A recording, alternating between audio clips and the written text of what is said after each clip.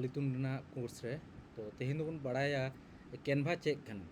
चेदा से नोआ बांगबन बड़ाय लेखान अब जहाँ तीन क्लास को होता है दारम अब बाबन बुझ दाड़ा जे चे बन चिकेदा बांगबन चिकेदा चे के बांगबन बुझ दाड़ा ओना खातिर पहले बड़ा होता कैनवा चेक कना कैनवा दो मिटन सॉफ्टवेयर कना से ऐप हो कना मोबाइल रे ऐप गूगल प्ले स्टोर पे सेन लेखान गूगल प्ले स्टोर खन पे इंस्टॉल दाड़ा तो इन दो नित लैपटॉप रिंग उदो आपे कना डेस्कटॉप रे पे करा दाड़ा लैपटॉप रे पे करा दाड़ा नोआ लगी ऐप दो इंस्टॉल बांग तपिया जस्ट एमनी कोनो गूगल क्रोम और बांखान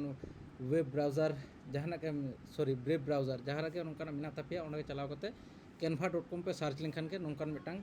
यूजर इंटरफेस हेज आपे उन्हें आपे जुदी आपे ᱧᱩᱛᱩᱢ तबे लॉगिन लेखान के पूरी नौकान जो किछु इन जहाँ नेल नाम दा नौका पे नेल नामा तो नोआ दो कैनवा ऐप दो चे चे कमी रे को लगा उना पहले बन बड़ा लगे हाँ पे नेल नाम दाड़े कना कैनवा ऐप दो होय कना पोस्टर बनाओ और पहले जुदी लैया कैनवा ऐप दो ग्राफिक डिजाइन लगी साथे नेता दो वीडियो एडिटिंग हो गानों कना आला दो अडी शर्मा खन के नोडा खन के वीडियो एडिटिंग होले छड़ाव कना ग्राफिक ना कमी होले छड़ाव कना साथे जहाँ तीन नौकान फेसबुक पोस्ट इंस्टाग्राम पोस्ट और फेसबुक एड ना बैनर बनाओ जाबतियो जहाँ के पे मने ओना के पे करा दड़े नोआ डिजाइन रिलेटेड ग्राफिक रिलेटेड जहाँ के पे मने जतो किछु के नोआ कैनवा ते पे करा दड़े।